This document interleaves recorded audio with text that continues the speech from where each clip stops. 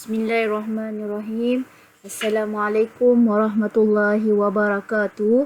InsyaAllah hari ini kita akan belajar topik baru berkaitan dengan hadis, iaitu hadis sumber hukum. Okey, para pelajar, bolehlah anda membuka buku teks muka surat 50 ke 56. Kita akan belajar dalam bidang hadis. Okey, yang pertamanya sebelum kita pergi jauh, kita akan membahaskan tentang hadis berkaitan dengan hukum. Okey, yang pertama kita lihat dalam perundangan Islam, kita ada 4 jenis hukum ya anak-anak. Yang pertama adalah Al-Quran. Al-Quran sebagaimana yang semua orang tahu, Al-Quran adalah kalam Allah yang diturunkan kepada Nabi Muhammad melalui perantaraan Jibril. Itu Al-Quran yang tak dapat disangkal sebab kalimahnya semua daripada Allah. Yang kedua hadis. Hadis ni apa anak-anak? Adalah hadis apa yang kita akan belajar nanti yang disandarkan kepada Nabi Muhammad. Ijma' apa yang disepakati oleh ulama, kias hukum yang dia ambil berdasarkan semasa lah.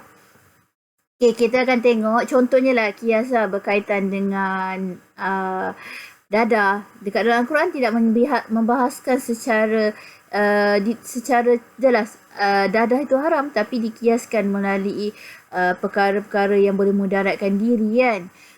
Yang dikiaskan menjadi haram. Okay. Untuk pertama belajar, sesiapa yang mengabarkan Al-Quran dan hadis atau yang menolak salah satunya, dia kira sesat. Hadis dijadikan panduan kepada para ulama untuk memahami isi kandungan Al-Quran dengan lebih jelas. Yang pertama kita akan tengok hadis. Dalam hadis dia banyak tau. Tapi kita akan tengok yang paling sahih, yang paling rajih, yang paling jadi juga utama adalah Sahih Bukhari. Mempunyai tingkatan yang paling tinggi di antara kitab-kitab hadis, Sahih Bukhari. Yang kedua kita akan diikuti dengan Sahih Muslim. Kemudian Abu Daud, Jami' Tirmizi, Sunan Nasa'i, Sunan Ibn Majah, Muwatta', Sunan Darimi, Musnad Ahmad. Ini adalah kitab-kitab hadis. Kitab-kitab hadis ni memang sewajarnya lah sebab kita tahu hadis sumber kedua dalam perundangan Islam kita mesti ada. Sekurang-kurangnya kitab Sahih dan Bukhari lah. Okey, seterusnya kita akan tengok apa yang dimasukkan dengan hadis. Okey, hadis anak-anak dari segi bahasa bermaksud kata-kata hadis atau baharu. Dari segi istilah, dia mempunyai beberapa elemen penting. Yang pertama, sesuatu yang disandarkan kepada Rasulullah sama ada berbentuk sifat, pengakuan atau persetujuan atau perbuatan atau percakapan. Bagaimana sifat? Yang disandarkan kepada sifat Nabi. Bagaimana pengakuan? Contoh, Nabi tak makan benda-benda tapi Nabi tak mengatakan haram ataupun dia berdiam, dia tidak mengatakan apa haram. Okay, perbuatan. Apa yang Nabi buat? Contoh, Nabi semayang macam mana? Dengan jiran macam mana? Okay, bercakap. Kaedahkan bagaimana Rasulullah berututur. Okay, kita tengok. Dalam hadis, bila kita mempelajari ilmu hadis, kita akan berjumpa dengan dua komponen penting, iaitu sanad dan matan. Apa itu sanad? Apa itu matan? Untuk memahami kedua-dua hadis ini, lihat hadis yang berikut. Contoh, qala al-Imam al-Bukhari haddatsana Ali Abdullah haddatsana Yahya bin Sa'id haddatsana Sufyan qala haddatsani Mansur an Mujahid an Tawus an Ibnu Abbas radhiyallahu anhu qala Rasulullah sallallahu alaihi wasallam. Okay, perkataan qala, haddatsana daripada ada nama-nama orang tu, Bukhari, Ali dan sebagainya, ini adalah rangkaian sanad. Apa itu rangkaian sanad? Iaitu bermakna sandaran.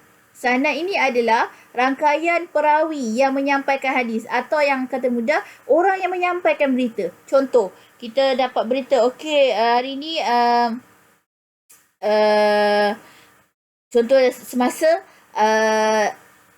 Dr. Hisham menjelaskan kepada media bahawasanya kadar COVID hari ni katalah 5,000. Okey, awak datang pula soal lagi, mak awak kata tadi mak dengar berita Dr. Hisham kata sekian-sekian. Okey, so rangkaian orang yang menyampaikan sesuatu berita ni. Okey, kita tengok matan pula. Selepas berakhirnya sanad, ia adalah matan. Tengok ni. La hijrata ba'dal fathi walakin jihadun wa niyatun wa izistunfiltum fanfiru. Yang mana yang mengatakan tak ada hijrah selepas Fathul Mekah. Okey, apa maksud matan? Sesuatu yang jelas dan zahir.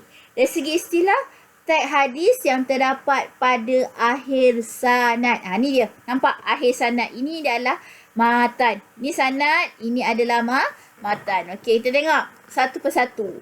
Okey, peranan hadis sebagai sumber hukum. Yang pertama, anak-anak kita tengok menguatkan hukum yang terdapat Al-Quran. Okey, ingat, masukkan dalam minda kamu, apakah peranan hadis? Yang pertama, kuatkan hukum.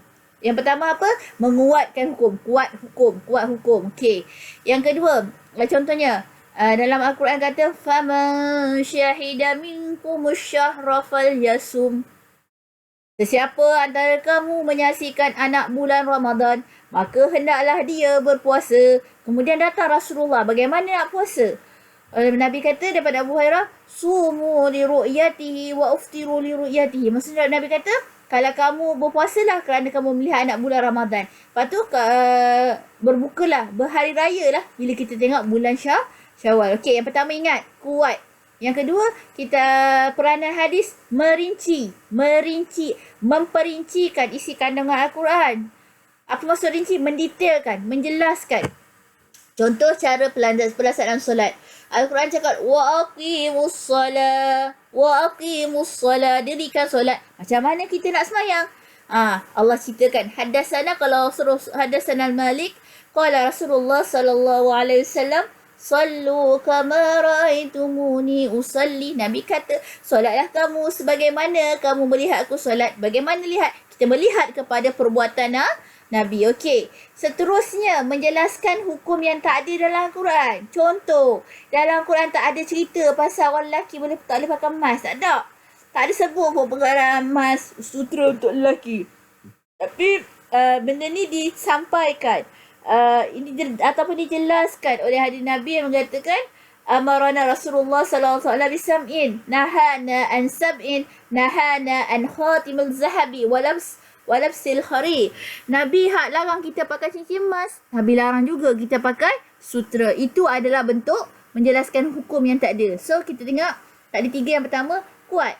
Yang kedua, apa dia tadi? Merincikan. Atau mendetailkan lagi. Atau yang hukum Al-Quran. Yang ketiga, menjelaskan hukum yang tak ada dalam Al-Quran. Okey, kita akan tengok pengelasan hadis. Tadi saya langsung kita dah beritahu pasal pengelasan hadis. Okey. Yang pertama, dari segi perbuatan.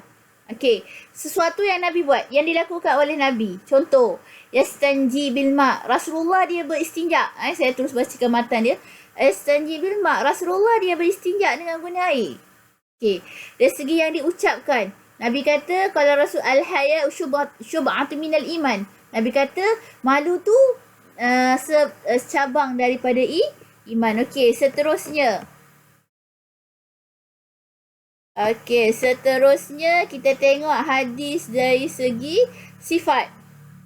Sifat ni dia mengkabarkan tentang sifat semula jadi Nabi, kepribadian Nabi. Contoh, hadis Nabi ni tentang qala Nabi sallallahu asyadul haya minal azra'i fi hizriha. Maksudnya Nabi ni dia sifat dia malu, dia lebih pada anak dara. Dia sangat malu. Itu sifat Nabi. Ataupun kita tengok dari segi pengakuan atau persetujuan dalam diam Nabi terhadap sesuatu atau percakapan sahabat tanpa melarangnya. Contohnya daripada Aisyah kata, sesungguhnya aku main. Saya bacakan maksud dia.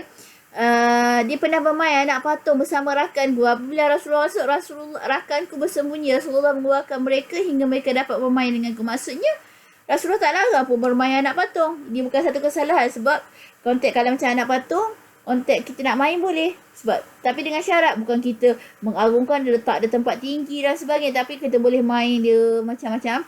Jadikan satu bentuk permainan. Okey, seterusnya kita lihat perbandingan antara Al-Quran, hadis kursi dan hadis Nabawi. Okey, dia ada perbezaan. Okey, dari segi term yang pertama, perbezaan dari segi maksud. Al-Quran, makna dan lafaz daripada Allah. Datang daripada Allah. Kalau hadis kursi ni lain. Makna daripada Allah, lafaz daripada Nabi. Kalau hadis Nabawi pula, makna dan lafaz daripada Rasulullah. Okey, dari segi konteks ganjaran pahala. Bila sebut Al-Quran, Kita kan man qara'a harfan bi kitabillah falahu ajrun. Siapa baca satu huruf Al-Quran,